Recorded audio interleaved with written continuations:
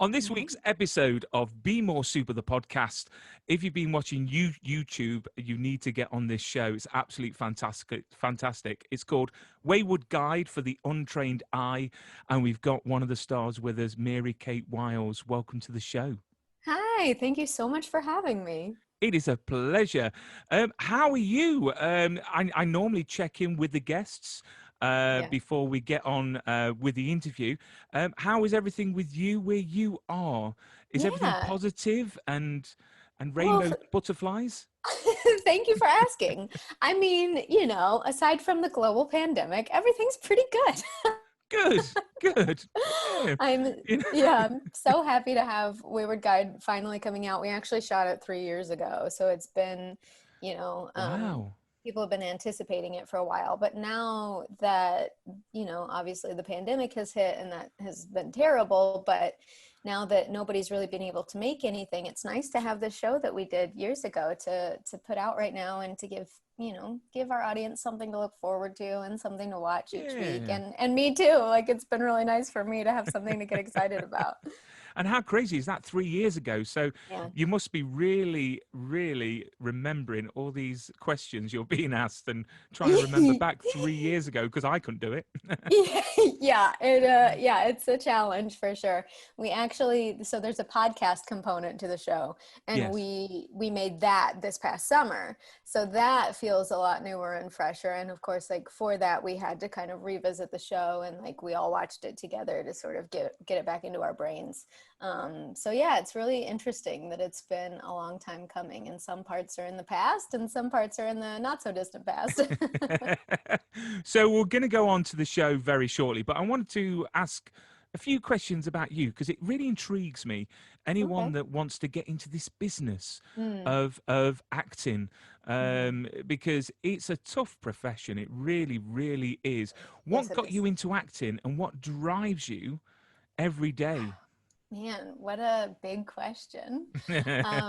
Well, I grew up performing. I was in choirs and dance classes and was always doing that sort of thing as a kid. But it was really when I actually saw Lord of the Rings for the first time that I was just so transported by that movie, by Fellowship of the Ring, and just the idea of being able to like go on an adventure like that and being able to be a part of something that makes somebody else feel the way that I felt watching that movie was just like so exciting. And so, went from there. But you are completely right in that it is not an easy profession. And I think one of my first days of acting class at USC, one of my professors was like, if there's anything else you want to do, you should go do that, because this is so hard.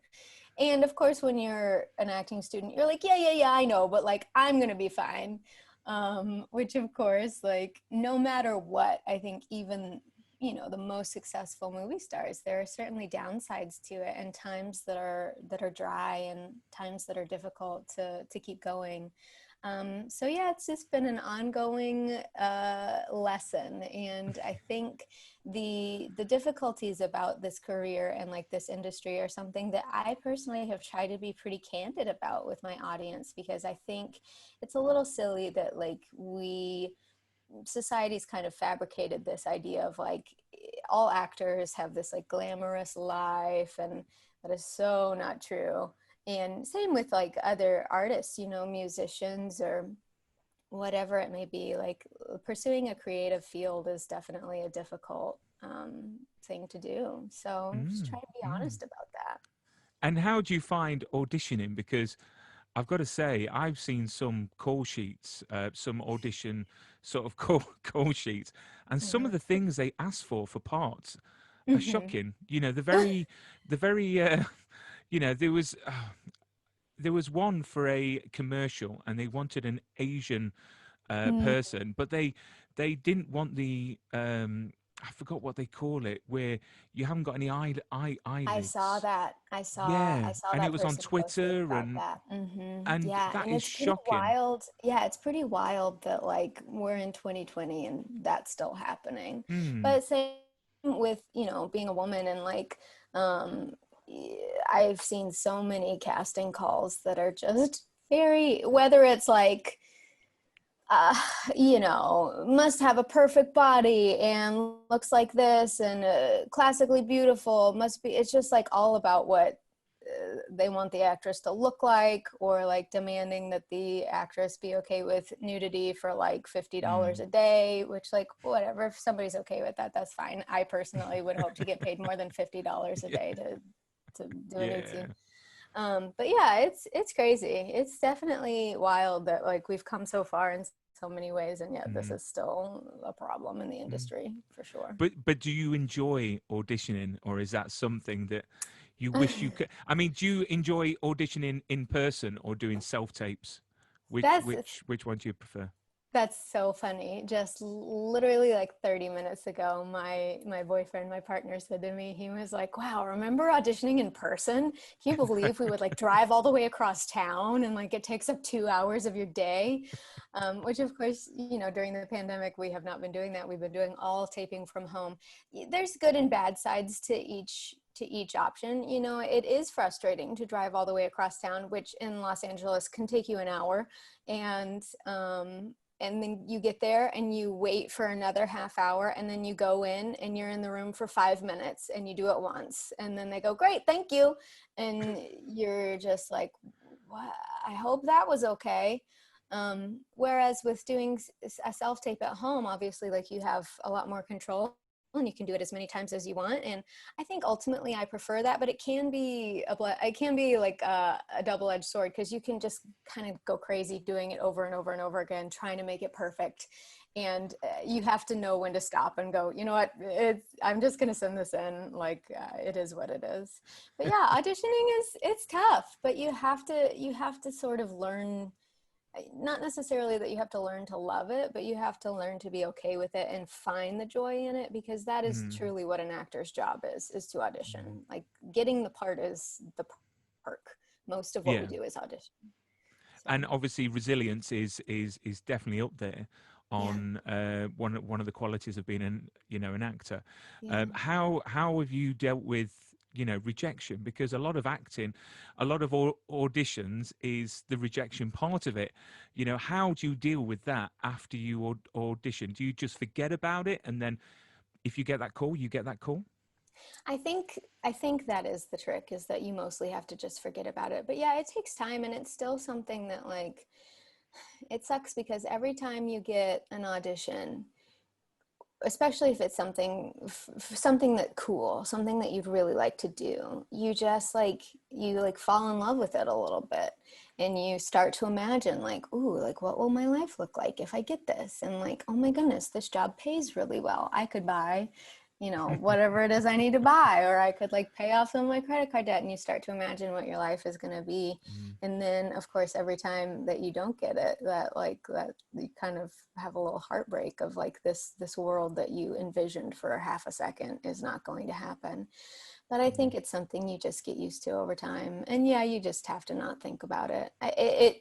Don't get me wrong, like, it is incredibly frustrating. And especially when, I've had times in my career, even after like the Lizzie Bennet Diaries, which was very popular and won an Emmy, and like, I was getting interviewed by Entertainment Weekly, and like all these cool things were happening, and I still wasn't booking anything. And I was just auditioning and auditioning and auditioning, and nothing was happening. And it's just hard after a while it's like impossible to not think, well, what's wrong with me? Like, what am I doing wrong? Yeah. But it's something we all deal with and all struggle with. And I've found, I think,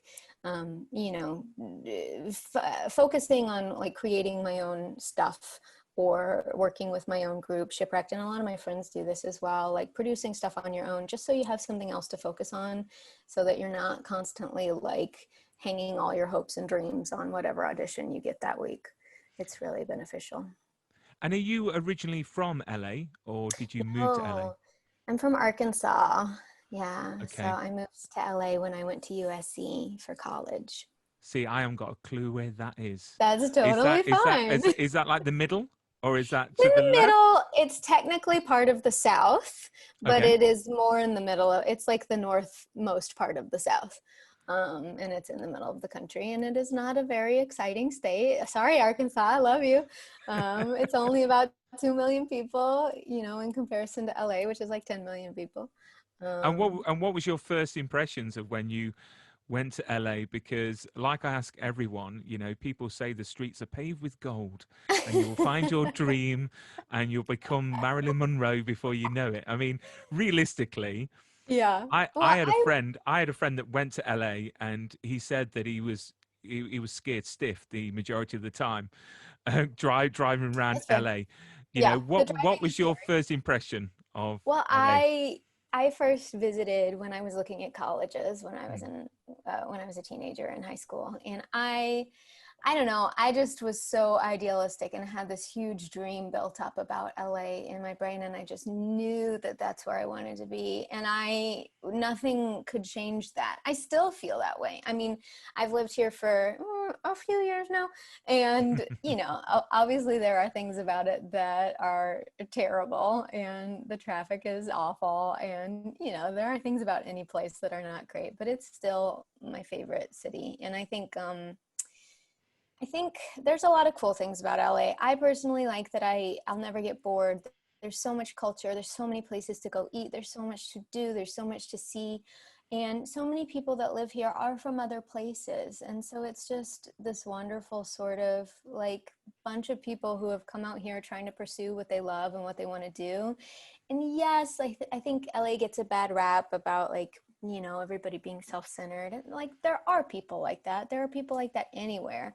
mm, But in my experience, I've just managed to find and be friends with some wonderful, creative, kind, you know, enthusiastic people who are out here doing the same thing that I'm doing. mm. And I love that. Good, good. I Yeah. mean, if you had your dream role offered to you in LA, what would that be? I don't know. I don't know what my dream role is. That's such a great question that I feel like I never have a good answer for. I will say I have been so lucky in that even though, you know, I've just gotten to play a lot of different types of roles in my career. And I feel like so lucky that I've gotten I haven't in any way feel like I've been stuck in a box of like only playing the same type of thing. Um, Ultimately, I would love to, you know, of course I would love to like book a lead on a TV show or something, because as you get older, you find that you care less about like, oh, I have dreams of winning an Oscar. Like, sure, I'd love to win an Oscar, but you go, oh, I would love to get a steady job. I would love to get a job that would like be there like every day for months and months. That would be really nice. So, Oh. And how would you measure success? Because you mm, mentioned Oscar. Would you mhm. measure your success through awards or other things? That's again like such a great question that I think like the rejection question in terms of measuring success, you have to sort of realign yourself as things change, and as like, I mean, my career looks completely different than I ever could have imagined. I didn't know what vlogging was before I got Lizzie Bennet Diaries. I didn't know that people made series on the internet. um and so I couldn't have imagined this version of a successful career because I just didn't even like know of it. um but yeah, I think that's something that changes to me right now. Like success feels like I said, a steady paycheck and maybe the ability to like, you know, buy a home, and like, which in LA is kind of wild. They're so expensive. You know, And have would you be stay in provided LA? for. And would you Yeah, I stay in think LA? so. Yeah. Yeah. This is something my partner and I talk about a bit. Yeah, we really love it here. And he's also a writer. Yeah. We're both actors. Um, Obviously, there are other places in the world that one can do those things, but at least for now. Also, the weather is just, it's hard to beat. It's pretty good.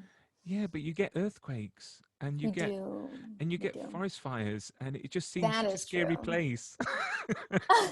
We I don't get promise it's anything not. like that in England. Literally, all we get is gales up to 60 miles per hour, and that is it. Literally, that is when everything stops. But yet you get all this like post-apocalyptic sort of things going on, and it just I amazes me. totally It really fair. does. But yeah, the weather does look amazing, and It's beautiful. those houses on those hills look absolutely beautiful. So Well, they cost definitely gazillions of dollars, so I keep will working say hard.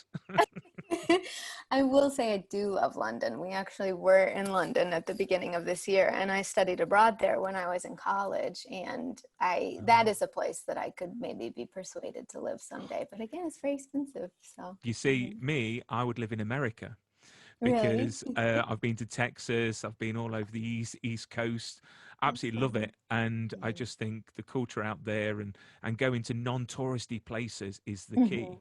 because then you Mhm. get to feel the real. Yeah, The real environment. But let's talk absolutely. about Wayward Guide for the Untrained Eye. Um, Yeah, I have discovered this show and I think it's awesome. I really, thank really do. you. If you could give us a Good. rundown of what the show is about, if you can remember from 3 years ago, What uh, is it? What is it? and who you play. Yeah, so Wayward Guide for the Untrained Eye is a new series from my friends, the Tin Can Brothers, and it's about twin podcasting journalists, Artemis and Paul Shoehorn. I play Artemis, and they go to the small town of Connor Creek to investigate some weird political happenings with the local mining corporation, but they end up getting more than they bargained for when they uncover a secret race of werewolves. That's what the show's about.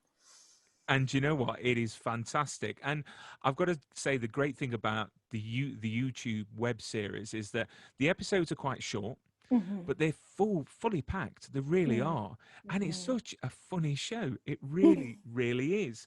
Thank you. As English people, we do get humour, and but yeah. So you had a premiere for it, doing a We did. drive-in, which is We awesome did. because Yeah. again, that's another American Yeah.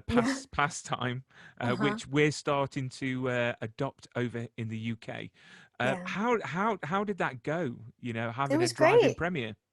It was fun. I mean, drive-ins are kind of this like antiquated, like this fun retro-y sort of thing that people don't really usually do. But now, obviously, during the pandemic, they've kind of had a resurgence. And I'm really glad that they put that together for us in terms of a premiere because, of course, like there's been so much this year that we haven't been able to do, and it would be a shame to have made this show and have so many people worked on it for years now and like not be able to properly celebrate it. But we did. We had a little drive-in premiere and a lot of people came out, and it was hard to like have the same sort of social experience that one would normally have, but it was still really lovely to have something to celebrate, and it was fun. We had a good time. And what attracted you to the part of Artemis? Well, I will say nothing in that I didn't need to be attracted. I said yes from go. Whenever I think I'm a part of a community of creatives here in LA who are constantly making things, and I'd worked with the Tin Can Brothers back in 2016 on a stage show actually called Spies Are Forever. It's a musical, and that was one of my favorite experiences I've had in the last few years. It was such a great time. And I was super honored that they asked me to be in that in the first place. So, I mean, the fact that they were doing another big series and wanted me to be in it was not even a question. Of course I wanted to. And I was just so honored and flattered that they wanted me to be their lead heroine. So yeah, I didn't even need much more convincing than that. And how much of the character is Artemis, and how much of the character is you? That's a good question. I, in the past few years, have had a lot of fun playing characters that are very stylized, like either have, an accent or a very distinct way of speaking or moving, or are part of like a very stylized world. Like I did a film noir a couple years ago. So playing Artemis was the first time in a while that I was playing a character that didn't necessarily have all of that. She's just a normal person. And yes, a stylized story about werewolves, but like there's nothing about her that, she's just kind of your main character. And so it kind of was weird for me. And I had to learn to trust myself to not have all this other stuff to hide behind, and just, she generally has my same voice and my same mannerisms, but she is different and similar to me. She's very type A. She's a go-getter, which I can absolutely relate to, but she's a little harsher and bolder than I probably am in my normal life. But I also have such a great time in the show, as you know, if you've seen it. I spend so much of the show just looking at all the other characters and kind of furrowing my brow at them because they're all so bananas and silly. So I just get to react, which is great. And it looks so much fun to make. And your co-star, who plays Paul, can I just ask, is he related to Josh Gad? Because there's something about him that reminds me of Josh Gad. I As don't know far as I what it is. know, he isn't. But maybe So, they're secret twins. He so that's definitely has a Josh Steve, Gad yeah. vibe. Yeah, He definitely does, yeah. I mean, he's is there any wonderful. gossip that you can tell me about behind the scenes of filming? Any funny stories that went on? Man, well, like I said, like this was truly like such a group of people who already were friends and mainly knew each other. I hadn't worked with everybody before, but a lot of them I had worked with. So it was just such a fun environment to be able to be on set. And I've said this a lot in terms of talking about the show. I think in a lot of ways, like, you do better work when you're comfortable and when you are working with your friends, because there's just such a freedom there to play around and be silly. But Steve is especially, he's so silly. He's such a funny dude.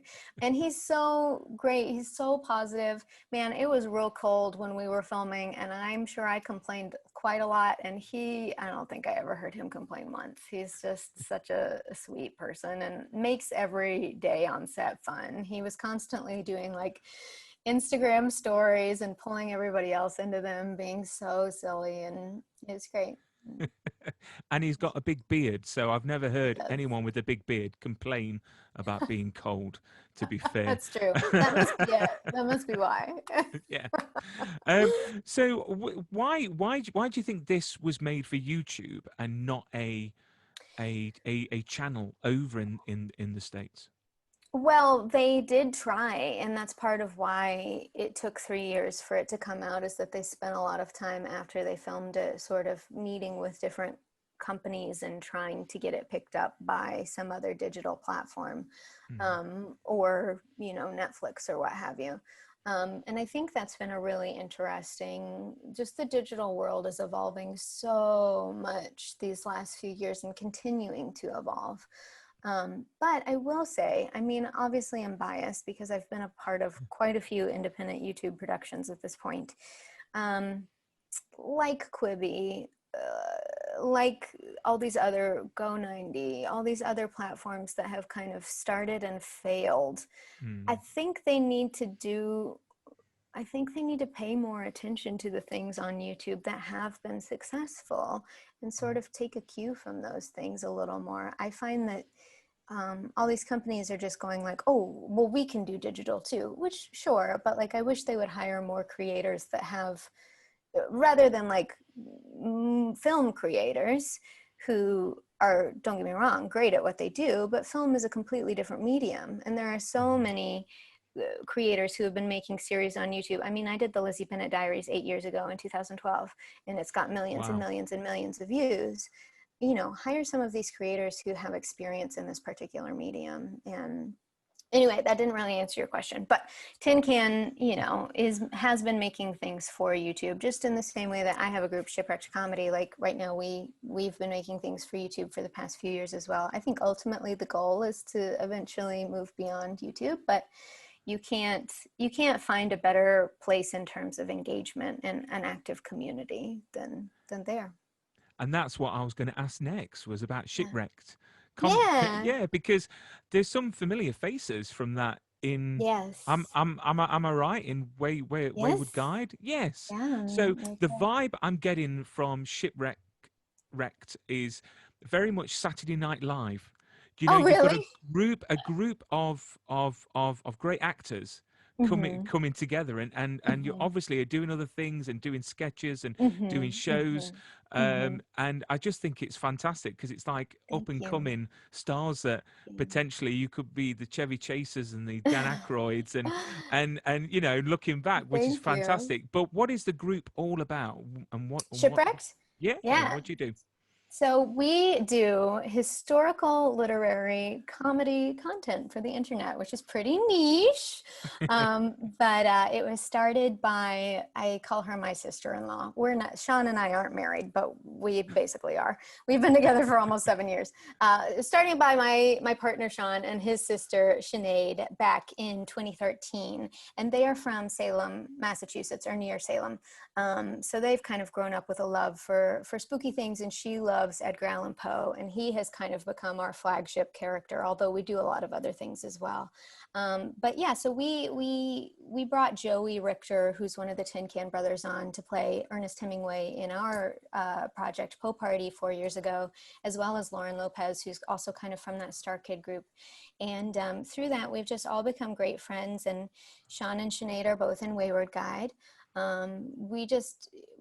I am constantly astounded by how talented the people around me are. And I personally can't understand why we're not all super famous. I think that we're all so good. And we love to hire each other in each other's projects, and also write parts for each other that are great and fun and play to each other's strengths. And so yeah, that's kind of what we do at Shipwrecked. We're currently we had plans to do a big series this year, but obviously that got derailed. So we're continuing to work on it and hoping to do that next year. Oh, and the Lizzie Bennet Diaries, you did that what, 8 years ago? Did you say? So Yeah. so for anyone that hasn't seen this, what is the whole channel about and the episodes about?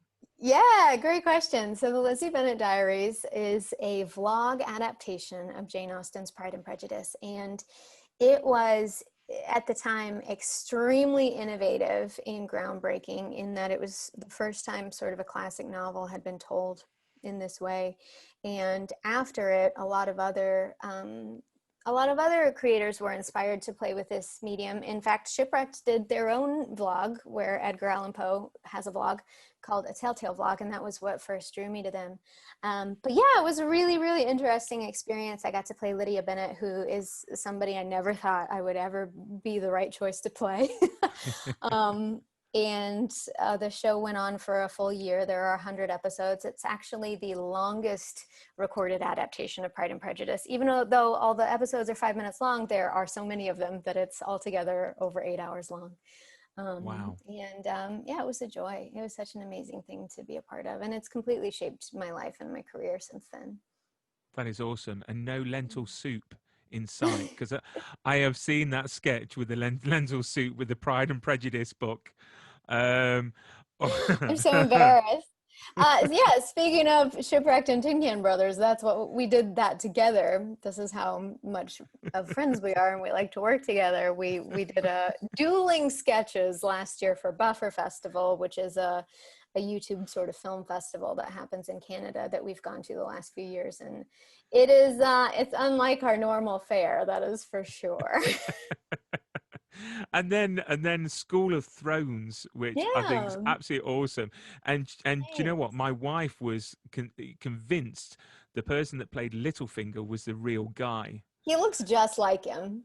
And He looks just like I was saying to my wife, it's not him. Honestly, it it's looks like him. not. It sounds like him. Yeah. Um, He's but like a how doppelganger. cool was that to film? Because I think Yeah. what you did there was awesome. You know, Thank you. to change It it was up so and put it fun. in a school environment. Yeah, I feel bad because I don't want to say I'm not the biggest Game of Thrones fan. I don't have anything against it. I just never really got into it, which is weird because I love Lord of the Rings. But yeah, it was really fun to do, and I just kept having to check with other people, be like, wait, now tell me who this character is. Like, what's the like the parallel here? But that's actually where I first met Joey Richter, who is one of the writer creators of Wayward Guide, was on School of Thrones. And that has been such a, knowing him, I mean, he's one of my best friends, and we've worked together so many times now. So I am so thankful to that project for for bringing us together. And yeah, it was a blast. It was very silly again. That was And fun. you play Sansa I in. do. Yeah. Yes, just to clarify that. Yeah. So looking back at your career so far and going forwards, what would you like to change if you could change one thing about the industry? What would Mm. it be? Oh man. It's kind of, yeah, it's kind of what I said or hinted at earlier. I don't know. I don't know how to explain this so much, but it's just very frustrating to be a part of so many wonderfully talented creators, from my partner, Sean, who I think is the best writer I've ever worked with, but I'm biased, to all these actors that I think that we like to hire in shipwrecked projects, and they're so talented. I know so many wonderful writers and creators, and we all also have online followings. Like we have tens of thousands, if not some of us, hundreds of thousands of people following us and watching what we do. And it is unbelievably frustrating to me that traditional Hollywood does not care or get it or understand. I have never walked into a casting office and they go, "Oh, Lizzie Bennet Diaries," not once. Mm. And so I don't know how we fix that. I don't know what that is. I don't know why networks aren't going, like, this isn't working. How do we get more eyeballs? Freaking look online, man. I mean, in some Mm. ways, obviously there are, I think some TikTok star just got cast in some big movie, but that's a bit different. You know what I mean? There are actors who have made their careers doing good narrative work in the digital sphere, and again, also great writers who have sharpened their skills in this arena. And I just wish that traditional media would sort of, I don't know if it's just that they go, well, that doesn't matter, like it's online. I wish they would really pay more attention to sort of this crop of talent. Mm.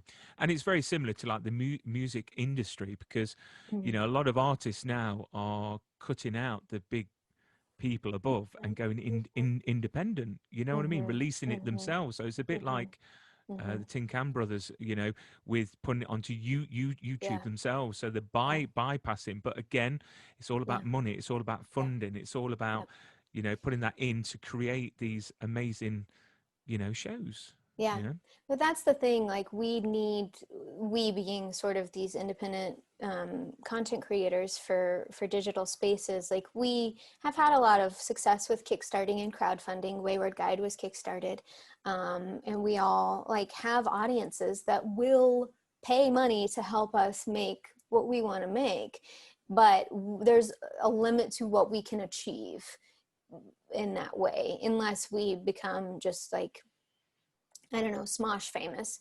Like Shipwrecked has a lot of pitches for shows that we want to do that would cost millions of dollars, and we can't raise millions of dollars on Mm. YouTube or on Kickstarter. So there's sort of like a cap to what we can do at this point.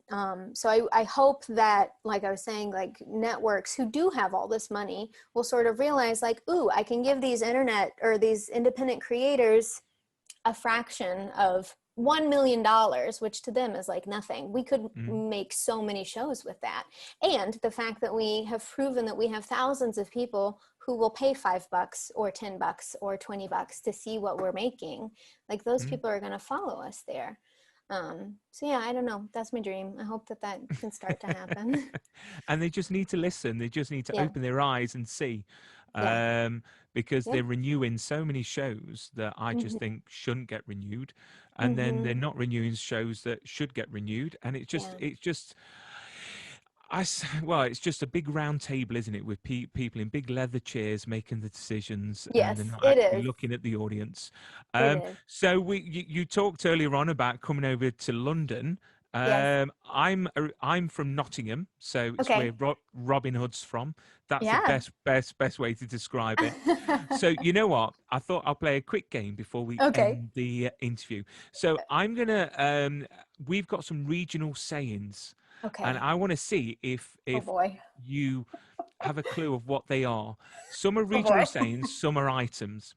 Okay. So, Mary Kate, if Yeah. you went out and you got a chip butty, what would it be? A chip Butty. butty? Butty.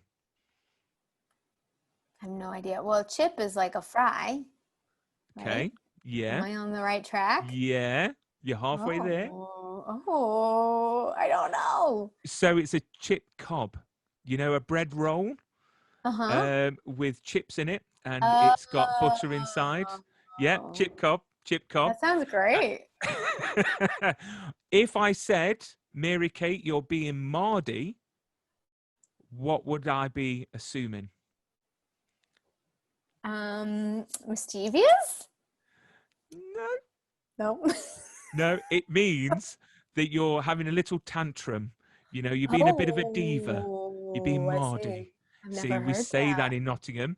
If Okay. I said it's dark over Bill's mother's, what would I be referring to? Bill's mother's. It's dark over Bill's mother's. Who's Bill? Oh. These are great because it basically means it's there's a storm coming. Oh, okay, sure. So Sure, we're sure, not actually sure. referring to Bill. It's just a saying. This is how unique we are in the UK, you know. And if I said, "A up," ready? "A up me duck." Oh What? my. "A up me duck." This is what we say in Nottingham. "A up me duck." What would I be Like, meaning? hey, dude. Yeah, yes, Yeah? yes, yes. Yeah, we're not dude, but yes, it's a Like, greeting. Yes, you got one. amazing. Wonderful. Yes. And the last one, if I said you're looking a bit Nash. nesh, what would I refer to? What Like, what what am I meaning? tired? Or like, no. Close. It's Like, I don't nesh. know. It means that you're looking a bit cold, a bit like Cold. sort of vulnerable. Yeah. Aww. Nash. So that Wow. is, see, you've learnt a few sayings from us in the UK and especially Nottingham, I sure because have. you know if you go to London, you get all the Cockney slang like up the apple Right. and stairs and the dog and bone, and all those unique I don't even sayings. know those. Wow, you What? guys. Yes, well, you know what? We like to go round the houses when talking. So, so I love is there anything else in the pipeline? Because obviously, for you, with COVID, we're seeing a lot of people being creative. This it. is a Yeah. time when those dreams are happening, those ideas Yeah. are blossoming, and Yeah. we're going to get these amazing things happen once this COVID does one. Um, Yeah. what have you got planned in the future that we can get Yeah. excited about? Well, I myself have been putting out, I produce sort of a radio play of Anne of Green Gables, which I've been putting out as a podcast since earlier this summer. And I do that through my Patreon. I'm actually on the third book in the series for my Patreon patrons, but I just started releasing the first book. And I just read the book and I play Anne, and I have different actors come in to read the different characters, and I add sound effects and music. And that's been a really fun thing to be able to do. And it's something I started before the pandemic, and it's been something that has been pandemic proof, which has been great, because it's much easier to create audio content when, separately than it is video Definitely. content. But yeah, besides that, like I mentioned before, Shipwrecked, we've been planning on and working on our biggest project since Po Party. It will be, like Wayward Guide, a multi-episode series, and we are planning on crowdfunding that early next year if all continues to go as planned. And hopefully, if things are better, be able to shoot that next year as well. We were hoping to do that this year, but that got put on hold. But it's very fun, and I'm very, very excited about it. That So, sounds awesome. And I will make yeah. sure I put all the links to this YouTube video, to everything. But how can people follow you? Not Yeah. like in person, but on social media, because that would be just weird. And We obviously, won't have much two luck meters because I'm distance. just I'm just inside all the time. Oh. Apartment. You can follow me at MK Wiles on Twitter, Instagram. Find me there. Mary Kate, you've been a great guest, and Thank Wayward you. Guide for the Untrained Eye on YouTube at the moment, and lots of other things. Yeah. And for me, I'm a newbie to YouTube on, you know, these web series, and it's fantastic, and it's just Thank easy you. to get to. Thank But you. Mary Kate, look after yourself, stay Thank safe, you. Likewise. and I look forward to everything that you do in the future. Thank you so Thank you. much. Thanks for having me. This has been great.